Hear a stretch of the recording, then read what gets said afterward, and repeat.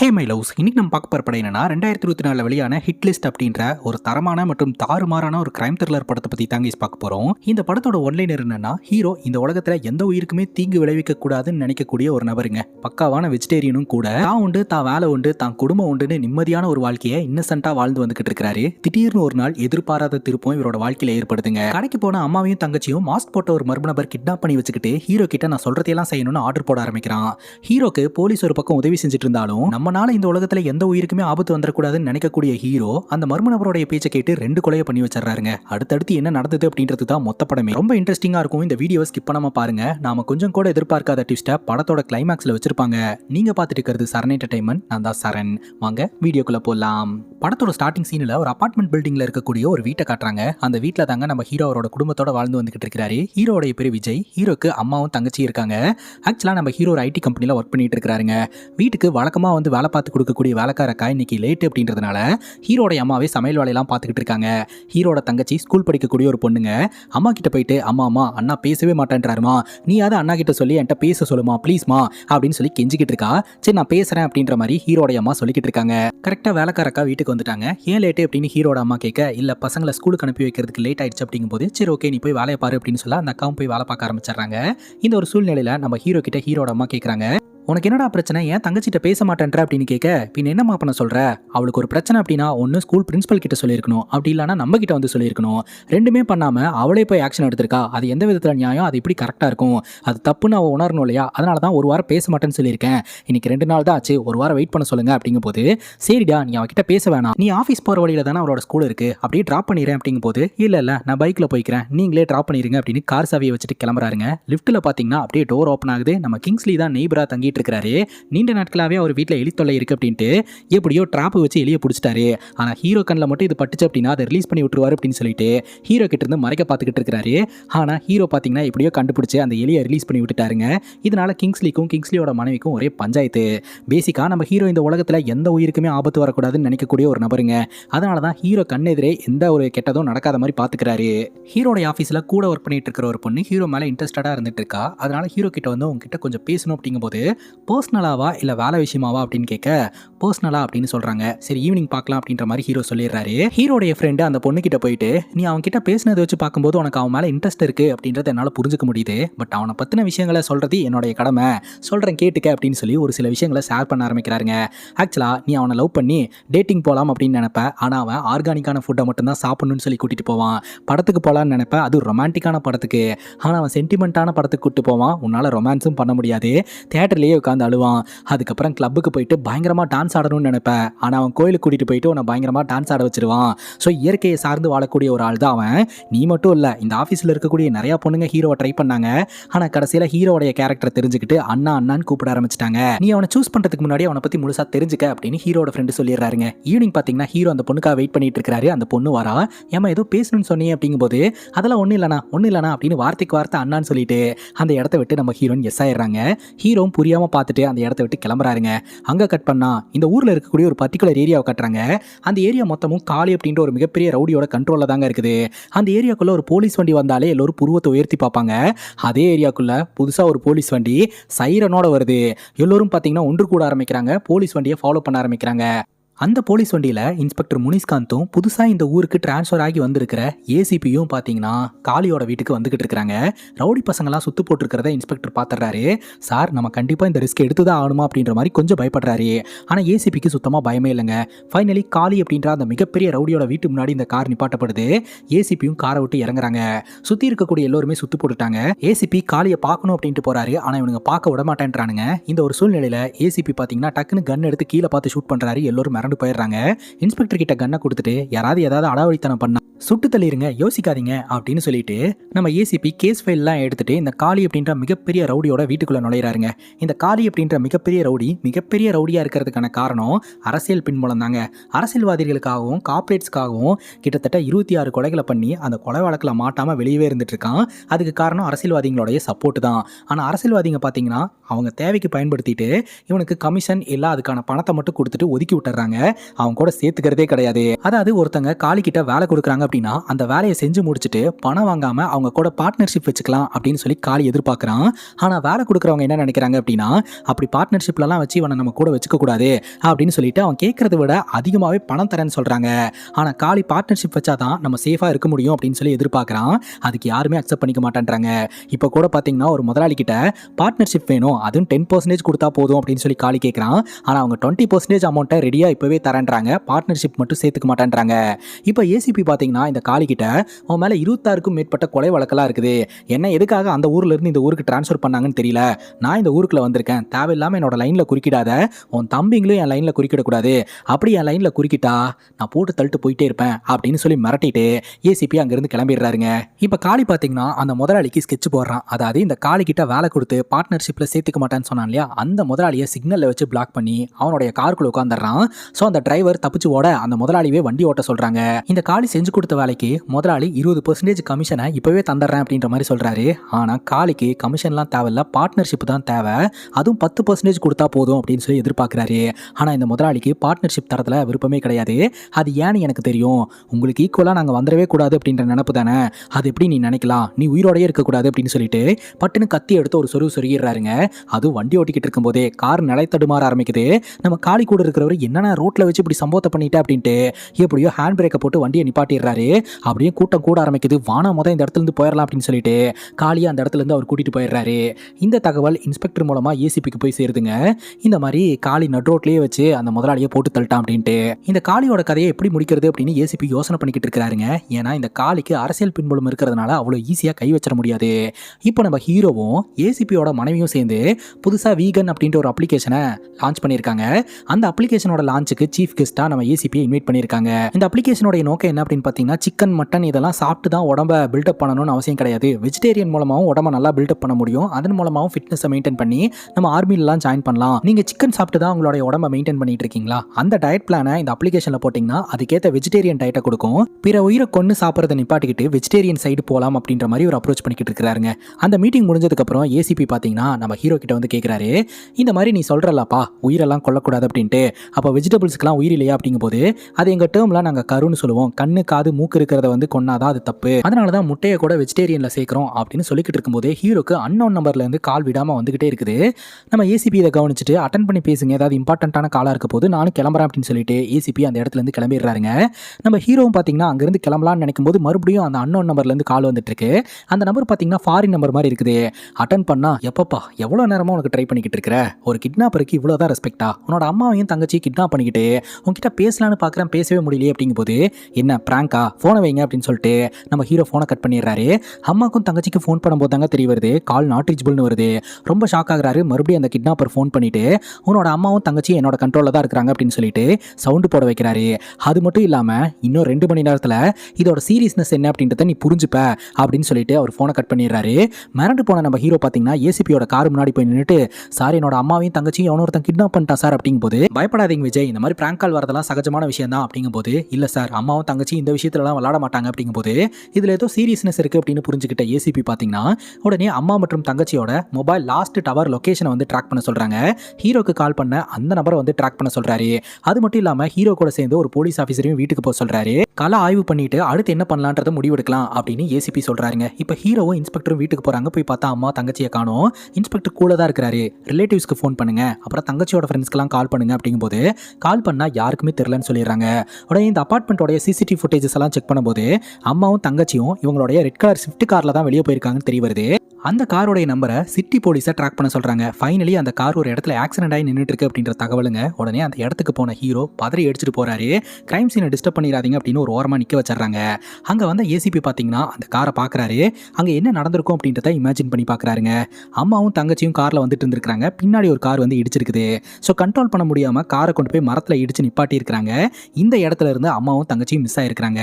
அங்கே ஒரு ஓரமாக படுத்து கிடந்த இளநீ வியாபாரி பார்த்தீங்கன்னா நடந்த எல்லா விஷயத்தையுமே நேரில் கண்ணால் பார்த்ததா சொல்கிறாரு. சொல்றாரு. அவர் பார்த்த விஷயத்தை எக்ஸ்பிளைன் பண்றாருங்க. ஓயாம ஆர்ன் அடிக்கிற சவுண்ட் கேட்டு கண்ணு முழிச்சு என்ன நடக்குது அப்படின்றத பார்த்துருக்காருங்க. ரெட் கலர் ஷிஃப்ட் கார் வந்து மரத்துல இடிச்சு நிப்பாட்டப்பட்டிருக்குது. மரத்துல இடிக்க வச்சது யாரு அப்படின்னா பின்னாடி வந்த பிளாக் கலர் ஆம்னி வேனுங்க. அந்த ஆம்னி வேனுக்குள்ள இருந்து மாஸ்க் போட்ட ஒரு மர்ம நபர் இறங்கி வந்து காருக்குள்ள இருக்கிற அம்மாவையும் பொண்ணையும் அட்டாக் பண்ணியிருக்கான். ஒரு கெமிக்கலை ஸ்ப்ரே பண்ண விட்டு மகளை மயக்கடைய வச்சுட்டான். மகளை அந்த இடத்துல இருந்து தூக்கிட்டு போயிட்டு அவனோட ஆம்னி வேன்ல ஏத்திட்டான். உள்ள உட்காந்துக்கிட்டு இருக்கிற அம்மா பாத்தீங்கன்னா தான் பொண்ணை எப்படியாவது காப்பாற்றணும்னு காரை விட்டு இறங்கி வந்து அந்த பிளாக் கலர் ஆம்னி வேனுக்குள்ள ஏறி இருக்காங்க. அந்த நேரம் பார்த்து மறுபடியும் அந்த கெமிக்கலை ஸ்ப்ரே பண்ண விட்டு அந்த அம்மாவையும் மயக்கி அந்த இடத்துல இருந்து அவன் கிளம்பிட்டான். இங்க இந்த கிட்னாப்பரோடைய இன்டெலிஜென்ட்டான மூளையை பாருங்களேன். பொரிய வச்சு எலிய பிடிக்கிற கணக்கா ஃபர்ஸ்ட் மகளை கடத்திட்டு போய் அந்த வண்டிக்குள்ள அடைச்சி வச்சுட்டான். மகளை காப்பாற்றணுமே அப்படின்னு சொல்லிட்டு அம்மா கஷ்டப்பட்டு அந்த காரை விட்டு இறங்கி வந்து அந்த பிளாக் கலர் ஆம்னி வேனுக்குள்ள வாண்டடா ஏறி இருக்கிறாங்க. அது வரைக்கும் அவன் பொறுமையா காத்திருந்து அவங்க அம்மாக்கும் ஸ்ப்ரேயர் அடிச்சு அப்படியே மயக்கடை வச்சு 2 பேர்த்தையும் ஒரே மூட்டா கடத்திட்டு போயிட்டான். எப்படி யோசிச்சு பண்ணியிருக்கான்னு பாருங்களேன் அப்படின்னு இந்த இளநீ கடைக்காரர் சொல்ல, ஏயா இவ்வளோ விஷயம் நடந்திருக்குது, இங்க நின்று வேடிக்கை பார்த்துட்டு இருந்தியா, அவங்கள காப்பாற்றணும்னு கொஞ்சம் கூட முயற்சி எடுக்கவே இல்லையா அப்படின்னு சொல்லி கேட்க, ஏங்க அவன் முகத்தையெல்லாம் வந்து மறைச்சிருக்கிறான், கையில சக்தி வாய்ந்த ஆயுதத்தை வச்சிருக்கிறான், என்னைய போட்டானா என்ன பண்றது, அதனாலதான் நான் அமைதியா இருந்துட்டேன் அப்படின்ற மாதிரி இந்த இளநீ வியாபாரி சொல்றாருங்க. இந்த இன்ஸ்பெக்டர் இளநீ வியாபாரியோட செவிலே ஒன்று வைக்கிறாருங்க. ஏசிபிக்கு கோவம் வந்துடுது. இப்படி தான் விட்னஸ் மேலே நீங்கள் கையை வைப்பீங்களா, ஒழுங்காக ப்ராப்பராக விசாரணை பண்ணுங்க அப்படின்னு சொல்லிடுறாருங்க. இன்னொரு பக்கம் அந்த பிளாக் கலர் ஆமனி வேன் வந்து கண்டிப்பாக சிட்டிக்குள்ளே தான் இருக்கும், 20 கிலோமீட்டர் ரேடியஸில் தேடுங்க பிடிச்சிடலாம் அப்படின்னு சொல்லிட்டு எல்லா சிசிடிவி கேமராவையும் கம்ப்ளீட்டாக செக் பண்ண ஆரம்பிக்கிறாங்க. அப்புறம் ஹீரோடைய அம்மா மற்றும் தங்கச்சியோட மொபைல் நம்பரை ட்ராக் பண்ணி பார்க்கும்போது அவங்க கிட்னாப் பண்ணப்பட்டாங்க இல்லையா, அந்த இடம் தான் வந்து லாஸ்ட் லொகேஷன் காட்டுது. அப்புறம் ஹீரோக்கு கால் பண்ணக்கூடிய அந்த மர்ம நபருடைய அந்த நம்பரை ட்ராக் பண்ணி பார்க்கும்போது 30 செகண்டுக்கு ஒருக்கா அது வேற கண்ட்ரிக்கு ஜம்ப் ஆகிட்டே இருக்குதுங்க. ஸோ டெக்னாலஜிலாம் தெரிஞ்ச ஒரு கிட்னாப்பர் தான் இதை பண்ணியிருக்கிறான் அப்படின்றது தெரிய வருது. ஆனால் இது வரைக்கும் அந்த கிட்னாப்பர் அவனோட டிமாண்ட் என்ன அப்படின்றத ஹீரோ கிட்ட சொல்ல கிடையாது. ஹீரோ கிட்ட ஆறுதல்லாம் சொல்கிறாங்க, கவலைப்படாத சீக்கிரமா அம்மா தங்கச்சியை காப்பாற்றிடலாம் அப்படின்ட்டு. இந்த ஒரு சூழ்நிலையில் ஏசிபி பார்த்தீங்கன்னா டிபார்ட்மெண்ட்டில் இருக்கிறவங்க கிட்ட சொல்லிடுறாங்க, இந்த பையன் அவசரப்பட்டு ஏதாவது பண்ணாலும் பண்ணிடுவான், அதனால அவனோட மொபைலில் இந்த ஸ்பைவேர்லாம் வந்து இன்ஸ்டால் பண்ணி வைங்க, இவன் என்ன பண்ணுறான், என்ன பார்க்குறான், யார்கிட்ட பேசுகிறான், என்ன பேசுகிறான் அப்படின்றது எல்லாமே நம்ம கண்காணிப்பில் இருக்கிற மாதிரி பார்த்துக்கோங்க அப்படின்னு சொல்ல, நம்ம இன்ஸ்பெக்டரும் பார்த்தீங்கன்னா சரின்னு கேட்டுட்டு உடனடியாக நம்ம ஹீரோ கிட்ட போயிட்டு இந்த மாதிரி அந்த ஃபாரின் நம்பரை வந்து ட்ராக் பண்ணணும் அப்படின்னு டிபார்ட்மெண்ட்டில் இருக்கிறவங்க சொல்கிறாங்க, அதனால சைபர் கிரைம் உன்னுடைய ஃபோன் வேணும்னு கேட்குறாங்கப்பா அப்படின்னு சொல்ல, இந்தாங்க அப்படின்னு சொல்லிட்டு பட்டுன்னு ஒரு ஃபோனை கொடுத்துட்றாரு. பரவாயில்லையே நம்பர் தரன்னு மட்டும் சொல்லாமல் ஃபோனையே கொடுத்துட்டான் அப்படின்னு சொல்லிட்டு கொண்டு போய் சைபர் கிரைமில் நம்ம இன்ஸ்பெக்டர் கொடுத்துட்றாரு. அவங்களும் பார்த்தீங்கன்னா இந்த ஃபோனில் அந்த அப்ளிகேஷனை இன்ஸ்டால் பண்ணிடுறாங்க.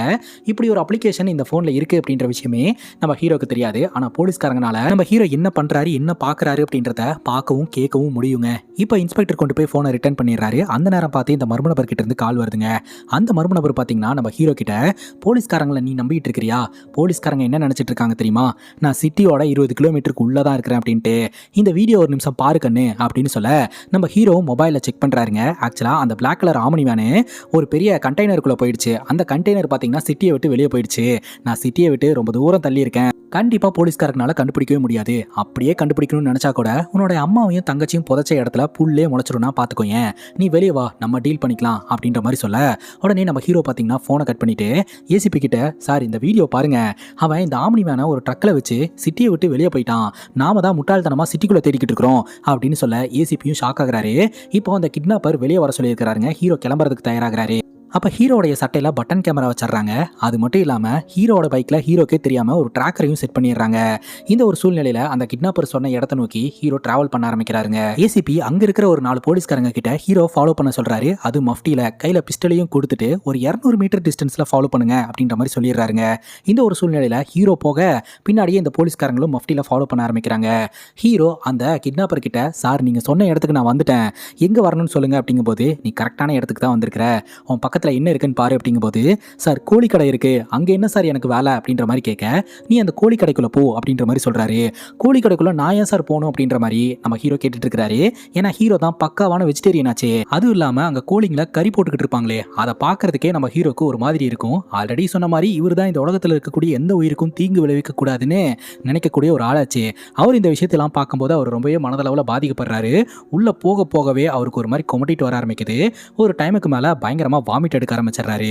அப்ப அந்த மர்ம நபர் பாத்தீங்கன்னா, என்னடா நல்லா வாந்தி எடுத்தியா அப்படிங்கும் போது, சார் என்ன சார் பண்ணணும் அப்படின்ற மாதிரி சொல்ல, அத்தனை கோழிங்க இருக்கு, அடுத்தடுத்து கோழிங்க சாவ போகுது, நீ நினைச்சா ஒரு கோழியோட விதியை மாத்தலாம், ஒரு கோழியை காப்பாத்து போ, புரியுதா, ஒரு கோழியை உயிரோட வாங்கு அப்படின்னு சொல்ல ஹீரோ அப்படியே அந்த கோழிங்களை பார்க்க ஆரம்பிக்கிறாரு. கடைசியாக பார்த்தீங்கன்னா ஒரு கோழியை வெட்டுறதுக்காக தூக்கிட்டு வந்துட்டு இருக்காங்க. டக்குன்னு அவரை நிப்பாட்டுங்க அப்படின்னு சொல்லிட்டு குறுக்க கையை நீட்டிடுறாரு. என்னையா அப்படி குறுக்க கை நீட்டிட்டு இருக்க, விட்டுருந்தா கை 2 துண்டா இருக்கும் அப்படிங்கும் போது எனக்கு இந்த கோழி உயிரோட வேணுங்க அப்படின்னு சொல்லி கேட்கிறாரு. 600 ரூபாய் கொடுத்து எடுத்துட்டு போ, அதுக்கு எதுக்கு இப்படி குறுக்க கை நீட்டிட்டு இருக்க அப்படின்னு சொல்ல ஹீரோவும் 600 ரூபாய் கொடுத்துட்டு அந்த கோழியை வாங்கிடுறாருங்க. அந்த மர்ம நபர்கிட்ட நீங்க சொன்ன மாதிரியே கோழியை உசுரோட வாங்கிட்டேன் அப்படிங்கும் போது எனக்கு இப்போ ஒரு மாதிரி டயர்டா இருக்கு, நான் வாஷ்ரூம் யூஸ் பண்ணிட்டு வந்துடுறேன், நீ என்ன பண்ற வீட்டுக்கு போ அப்படின்னு சொல்ல உடனே ஹீரோ அந்த கோழியோட வீட்டுக்கு போறாருங்க. அந்த டைம் பார்த்து நெய்பரான கிங்ஸ்லி நடுராத்திரியில அந்த எலியை எப்படியோ போராடி பிடிச்சிட்டாங்க. சரி பகல்ல தான் வந்து ஹீரோ பார்த்தா அந்த எலியை ரிலீஸ் பண்ணி விட்டுறான். ராத்திரி வந்து அந்த எலியை கொண்டு போய் வெளியே விட்டுறலான்னு கொண்டு வரும்போது கரெக்டாக லிஃப்ட்டுக்குள்ள நம்ம ஹீரோ கோழியோட நின்றுட்டு இருக்காரு. மறுபடியும் அந்த எலி தப்பிச்சு வீட்டுக்குள்ள போயிடுச்சுங்க.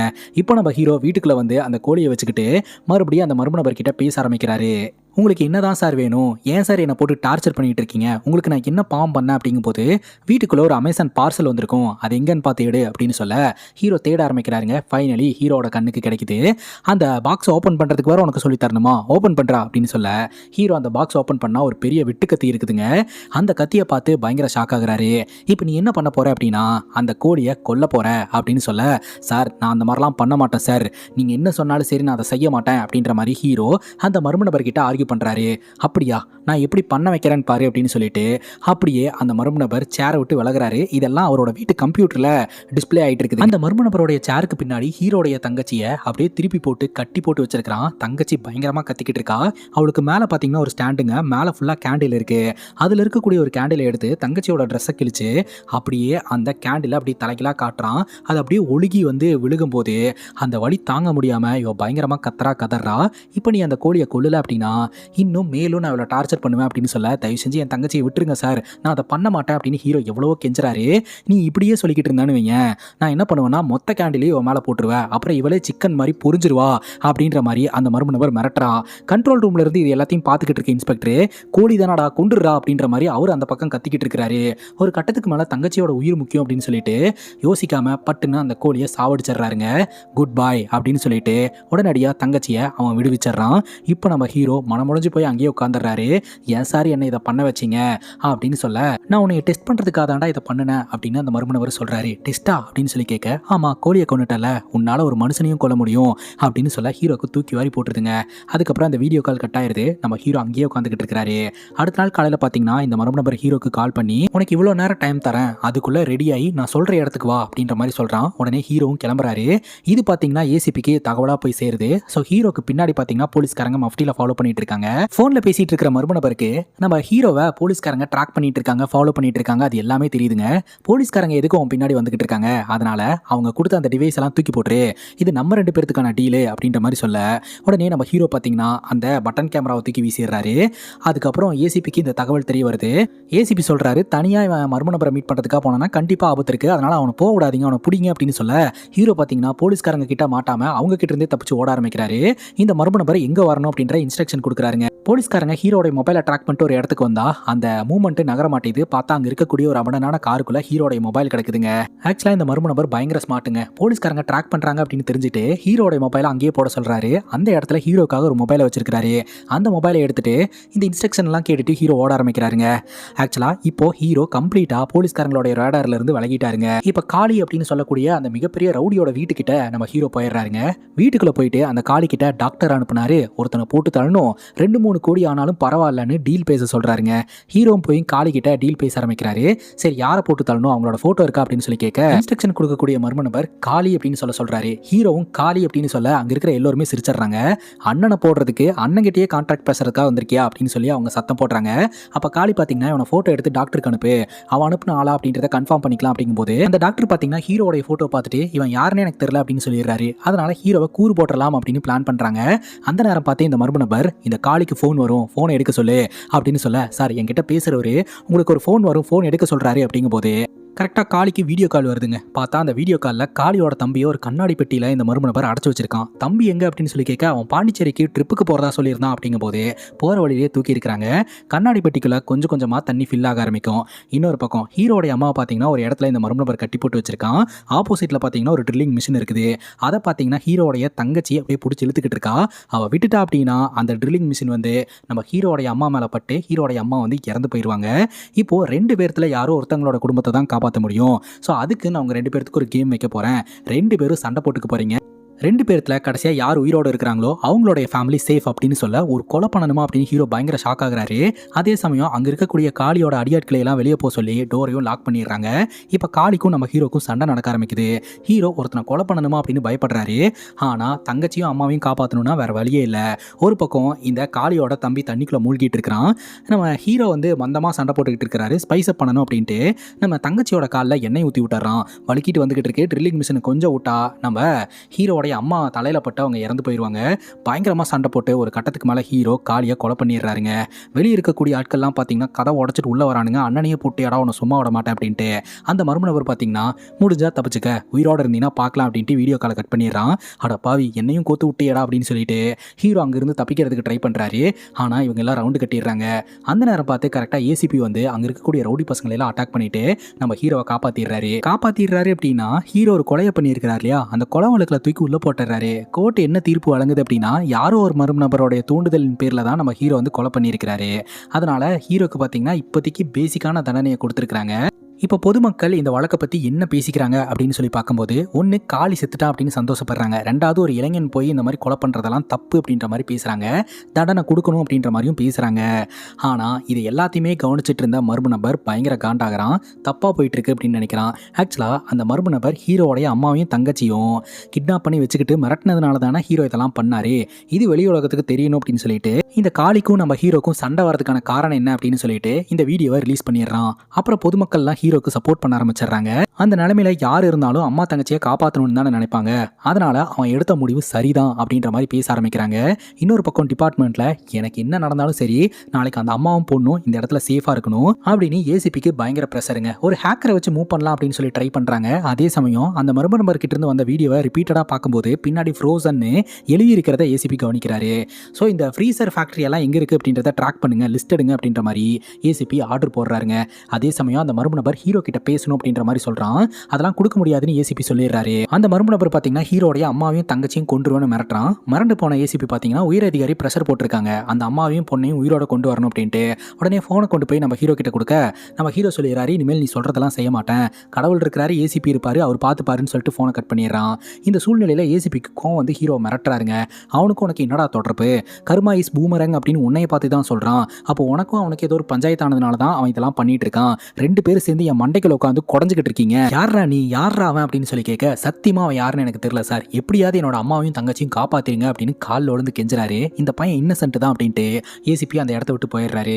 இப்போ இன்ஸ்பெக்டர் பார்த்தீங்கன்னா நம்ம ஹீரோக்கு சாப்பாடு கொடுக்க, தயவு செஞ்சு என்ன தொந்தரவு பண்ணாதீங்க சார், தனியாக விடுங்க அப்படின்ற மாதிரி சொல்ல அவங்களும் விட்டுட்டு போயிடுறாங்க. திடீர்னு வைப்ரேட் ஆகிற சவுண்டு கேட்குது. என்னடா சொந்தம் அப்படின்னு சொல்லிட்டு பார்த்தா அந்த பார்சல் இருக்கு பார்த்தீங்களா, அதுக்குள்ள இருந்து லைட் எரியுது. என்னடான்னு பார்த்தா உள்ளுக்குள்ள நம்ம ஹீரோடைய அம்மா விரல வெட்டி இவன் அமுச்சு வச்சிருக்காங்க. அதை பார்க்கும்போது ஹீரோக்கு தூக்கி வாரி போட்டுருது. கதறாரு. அதுக்கப்புறம் அந்த மர்ம நபர் பார்த்தீங்கன்னா நான் சொல்றதை நீ செய்யல அப்படின்னா உன்னோட அம்மாவையும் தங்கச்சியும் கொண்டுருவோன்னு மிரட்டுறான். தயவு செஞ்சு எதுவும் பண்ணிடாத அப்படிங்கும்போது நீ ஒன்று பண்ணு, சாப்பாடை மட்டும் சாப்பிடு, மற்றதெல்லாம் நான் பார்த்துக்கிறேன் அப்படின்னு சொல்ல இதை பார்த்தீங்கன்னா ஏசிபி கேட்டுறாரு. அவன் சாப்பாட்டில் ஏதோ கலந்துருப்பான், சீக்கிரம் ஆம்புலன்ஸை வர சொல்லுங்க அப்படிங்கும்போது கரெக்டாக ஆம்புலன்ஸ் வந்துடுது. சாப்பிடாதரா துப்புடா அப்படின்னு சொன்னால் கேட்காம ஹீரோ சாப்பிட்றாரு. அதுக்கப்புறம் ஹாஸ்பிட்டலில் கொண்டு போய் அட்மிட் பண்ணுறாங்க. ஹீரோவோட உடம்புல பாய்சன் இருக்குது அப்படின்றத டிடெக்ட் பண்ணியிருக்காங்க. டீன் வந்து ட்ரீட்மெண்ட் கொடுத்துட்டு இருக்காரு. இப்போ போலீஸ்காரங்க நம்ம ஹீரோ போய் செக் பண்ணணும் அப்படின்னு சொல்லும்போது அங்கே இருக்கிறவங்க அலோ பண்ண மாட்டேன்றாங்க. ஒரு கட்டத்துக்கு மேலே அங்கே இருக்கிறவங்களை எல்லாம் தாண்டி உள்ளே போய் பார்த்தா நம்ம ஹீரோவை காணோம். அங்கே இருக்கிற 2 டாக்டர்ஸ் பார்த்தீங்கன்னா மயக்கத்தில் இருக்கிறாங்க. டீனையும் ஹீரோ தூக்கிட்டாருன்னு தெரிய வருது. அப்போ தான் ஏசிபி சொல்கிறாரு, சார் டீனை ஹீரோ தூக்க கிடையாது, டீன் தான் ஹீரோ தூக்கியிருக்கான். இப்போ காரில் போயிட்டு இருக்கும்போதே ஹீரோ பட்டுன்னு கண் முழிக்கிறாரு. பார்த்தா இந்த டீன் தான் ட்ரை பண்ணிட்டு இருக்காரு. நல்ல வேலை சார் என்னை காப்பாற்றினீங்க, நீங்கள் ஏன் சார் என்ன காப்பாற்றினீங்க அப்படின்னு சொல்லி கேட்கும்போது உன்னோட அம்மாவையும் தங்கச்சியும் தூக்குன மாதிரி என்னோட பையனை கடத்தி வச்சுட்டு உன்னை கொண்டாந்து ஒப்படைச்சாதான் என் பையனை விடுவேன்ற மாதிரி மிரட்டிக்கிட்டு இருக்கிறான் அவன் அப்படின்னு இந்த டீன் சொல்றாரு. ஃபைனலி அந்த மர்ம நபர் சொன்ன இடத்துக்கு நம்ம ஹீரோவும் டீனும் போயிட்டாங்க. பார்த்தா அந்த இடத்துல ஒரு பெரிய மானிட்டர் இருக்குங்க. அந்த மானிட்டர் வழியா இந்த மர்ம நபர் பேச ஆரம்பிக்கிறான். எதுக்காடா இதெல்லாம் பண்ணிட்டு இருக்க அப்படின்னு சொல்லி கேட்க, நீங்க பண்ண துரோகத்தினால தான் இதெல்லாம் பண்ணிட்டு இருக்கேன் அப்படின்னு அந்த மர்ம நபர் அவனோட கதையை சொல்ல ஆரம்பிக்கிறாங்க. ஆக்சுவலா அனிதா அப்படின்ற ஒரு டாக்டர் வந்து கொஞ்சம் வருஷத்துக்கு முன்னாடி நம்ம ஹீரோ தங்கியிருந்த அதே அபார்ட்மெண்ட்ல இருந்திருக்காங்க. அவங்க பார்த்தீங்கன்னா கோவிட் டைம்ல நிறைய பேருக்கு உதவி பண்ணியிருக்காங்க.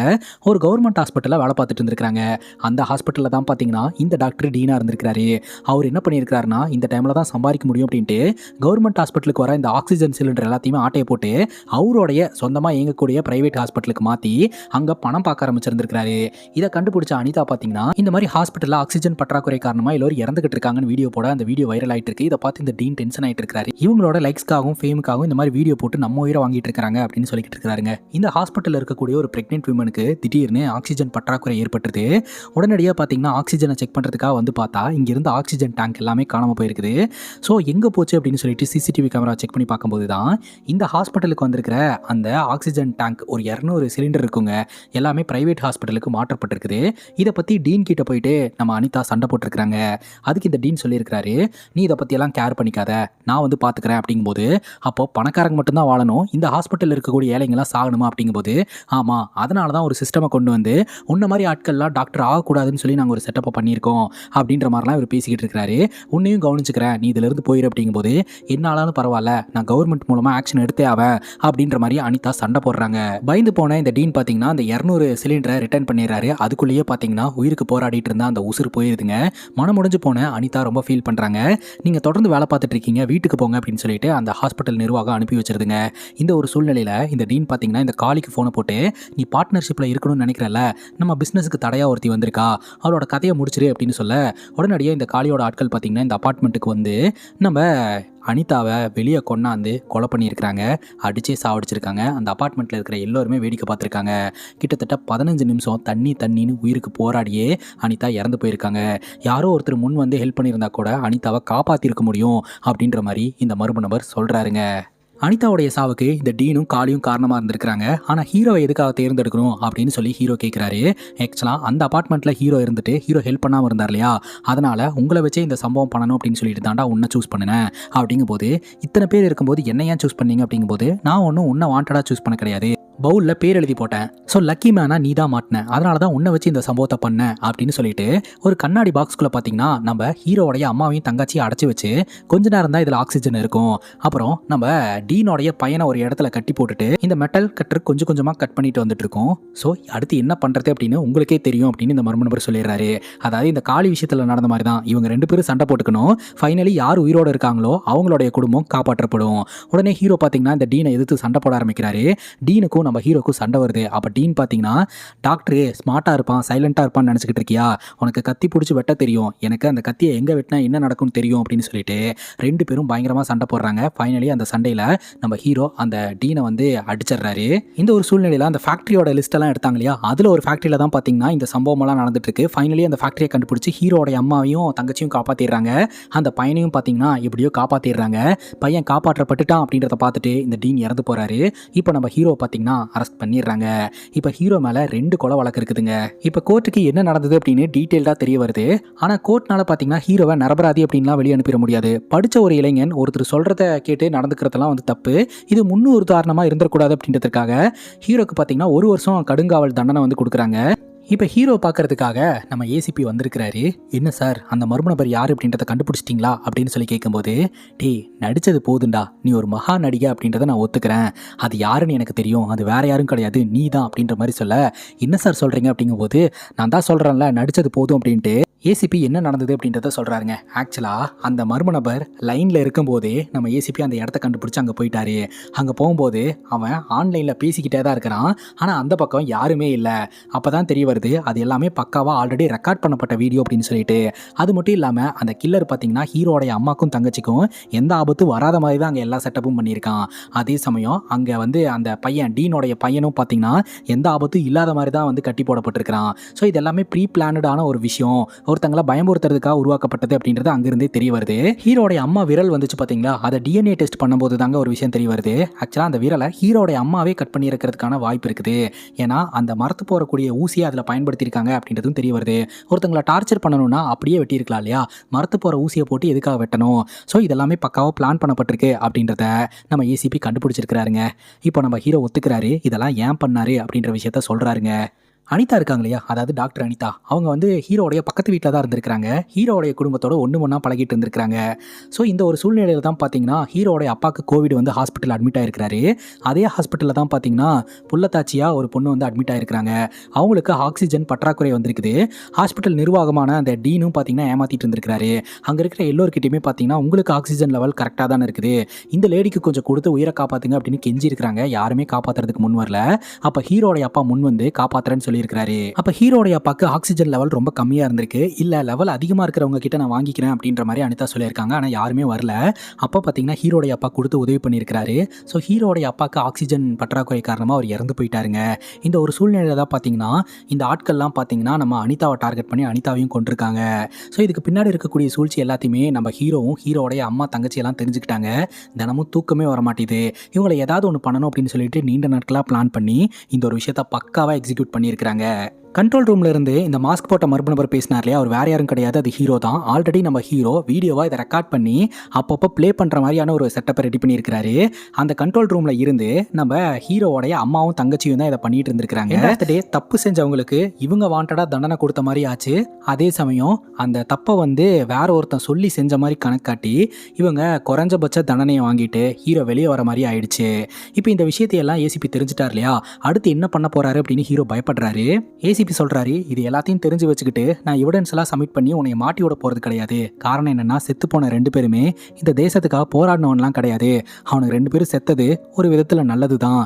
நீ இங்கிருந்து போலாம் அப்படின்ற மாதிரி நம்ம ஏசிபி சொல்லிடுறாரு. அதுக்கப்புறம் ஹிடனா ஒரு விஷயத்த சொல்றாருங்க, அந்த செட்டப்லாம் அப்படியே இருக்குது, அதை நீ பயன்படுத்துறதும் எரிக்கிறதும் உன்னோட விருப்பம் அப்படின்றாரு. இதை இந்த படத்தோடைய செகண்ட் பார்ட்டுக்கான லீடாக வச்சு இந்த படத்தை கம்ப்ளீட் பண்ணுறாங்க. ஸோ இந்த படத்தை பற்றி நீங்கள் என்ன நினைக்கிறீங்க அப்படின்னு உங்களோட கருத்தை கமெண்ட் செக்ஷனில் பதிவு பண்ணுங்கள். அண்ட் இதே மாதிரி வேறு ஏதாவது படத்தை பற்றி பேசணும் அப்படின்னாலும் படத்தோடைய பேரை கமெண்ட் செக்ஷனில் சொல்லுங்கள். இதே மாதிரி வேற ஒரு நல்ல வீடியோவில் சந்திக்கிறேன். Love you guys, take care and cheers.